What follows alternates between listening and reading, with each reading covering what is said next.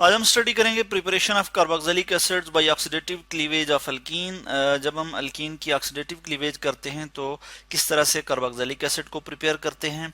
तो जो substituted alkyne हैं, जैसे मैं यहाँ पे एग्जांपल दे देता हूँ, CH डबल बॉन्ड CH, और यहाँ पे मैं R लिखूंगा, R जो कि रिप्रेजेंट करेगा अल्काइल ग्रुप को। ठीक है, इस तरह से मैं लिख लेता हूँ। तो ये क्या है, सब्स्टिट्यूटेड अल्कीन है। सूटेबली सब्स्टिट्यूटेड अल्कीन जो है, जब हम उनको ट्रीट करते हैं विद अल्कलाइन पोटेशियम पर मैग्नेट के साथ और फिर हीट करते हैं, तो हमारे पास जो प्रोडक्ट आती है वो क्या आती है जी, कार्बोक्सिलिक एसिड। ठीक है जी। तो यहाँ पे एक चीज़ याद रहे कि जो यहाँ पे जो डबल बॉन्ड है, यानी जो जो कार्बन एटम डबल बॉन्ड बना रहे हैं, यानी एक कार्बन एटम ये है और एक कार्बन एटम ये है, इनके साथ एक से ज़्यादा अल्काइल ग्रुप नहीं होने चाहिए। यानी ये एक अल्काइल ग्रुप है तो दैट्स गुड, ठीक है। इससे ज़्यादा अगर अल्काइल ग्रुप होंगे तो कार्बोक्सिलिक एसिड जो है वो प्रिपेयर नहीं होगा, बल्कि इसके साथ एक हाइड्रोजन मौजूद है तो, और इधर भी एक हाइड्रोजन मौजूद है, तो ये जो है वो जब रिएक्ट करेंगे अल्कलाइन पोटेशियम पर मैग्नेट के साथ, तो हमारे पास जो प्रोडक्ट आएगी वो कार्बोक्सिलिक एसिड होगा। ठीक है। तो इसी तरह से हम यहाँ पे जो है वो रिएक्शन शो कर लेते हैं कि किस तरह से ये रिएक्शन होता है। कि यहाँ पे मैं लिखूंगा अल्कलाइन पोटेशियम पर मैग्नेट, KMnO4 लिखूंगा मैं यहाँ पे, और इस चीज़ को मैं यहाँ पे लिख लेता हूँ KMnO4, जो कि क्या है जी, ऑक्सीडाइजिंग एजेंट है। ठीक है, क्या करेगा ये, ऑक्सीजन जो है वो प्रोवाइड करेगा, और यहाँ पे क्या करेगा कि नेसेंट ऑक्सीजन प्रोड्यूस होगा। यहाँ पे मैं नेसेंट ऑक्सीजन लिख लूँगा। नेसेंट ऑक्सीजन एटॉमिक ऑक्सीजन को कहते हैं, जो कि बहुत ज़्यादा रिएक्टिव होता है। ठीक है जी, फौरी रिएक्ट करना चाहता है।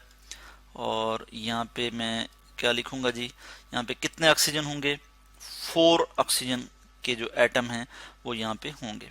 ठीक हो गया। और इसको मैं यहाँ पे ज़रा स्पेस दे देता हूँ, और यहाँ पे मैं प्लस लिख लूँगा इस तरह से।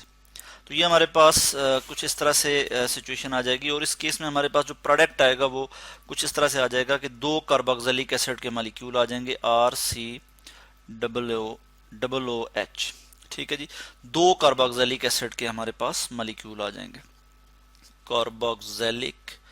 Carboxylic acid. तो ये एक जनरल सा रिएक्शन मैंने आपको बताया कि जब हम अल्कलाइन पोटेशियम पर मैग्नेट का रिएक्शन करवाते हैं अल्कीन के साथ, तो इसकी क्या होती है जी, ऑक्सीडेटिव क्लीवेज होती है।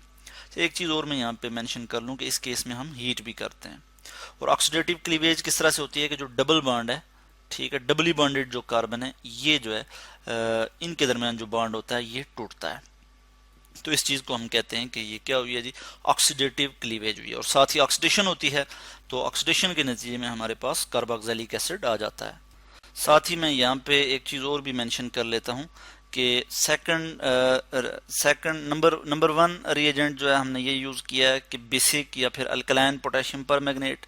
और सेकंड रिएजेंट हम यूज़ करते हैं, हम क्या करते हैं, एसिड हाइड्रोलिसिस करते हैं जी, H3O पॉजिटिव मैं यहाँ लिख लूँगा कि सेकंड हम जो चीज़ यूज़ करते हैं वो एसिड हाइड्रोलिसिस करते हैं। और ये किस तरह से करते हैं इसके मतलब हम यहाँ पे देख लेंगे।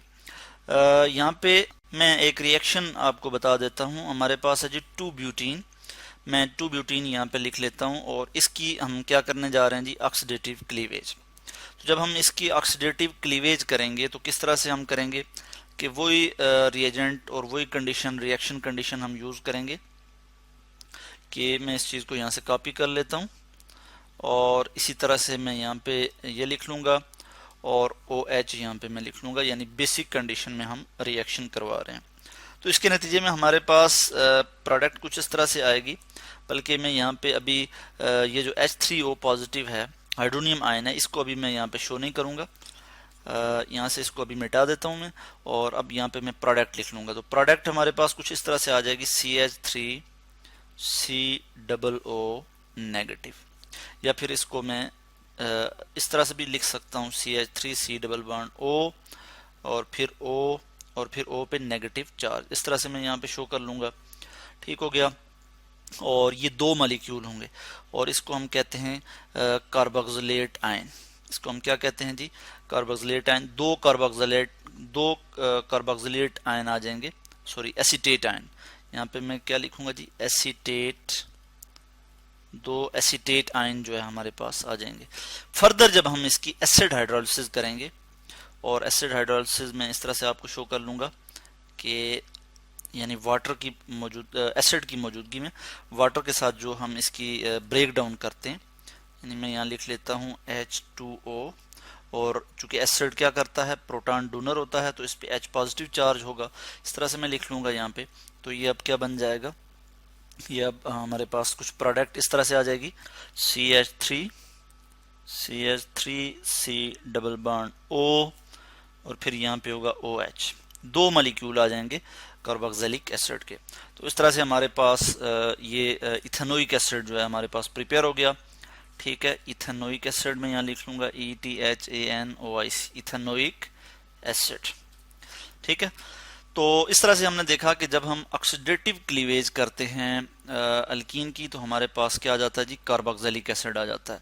यहाँ पे मैंने ये स्टेप शो नहीं किया, मैंने यहाँ पे डायरेक्ट जो है वो प्रोडक्ट लिख ली है। यहाँ पे भी बिल्कुल इसी तरह से जो है वो दरमियान में ये प्रोडक्ट आती है, यानी कार्बोक्सिलेट आयन आता है, और फिर फर्दर जब हम उसकी हाइड्रोलिसिस करते हैं, एसिड हाइड्रोलिसिस करते हैं, तो हमारे पास कार्बोक्सिलिक एसिड आ जाता है। ठीक है, तो इस तरह से आज हमने डिस्कस किया preparation of carboxylic acids bye oxidative cleavage of alkenes.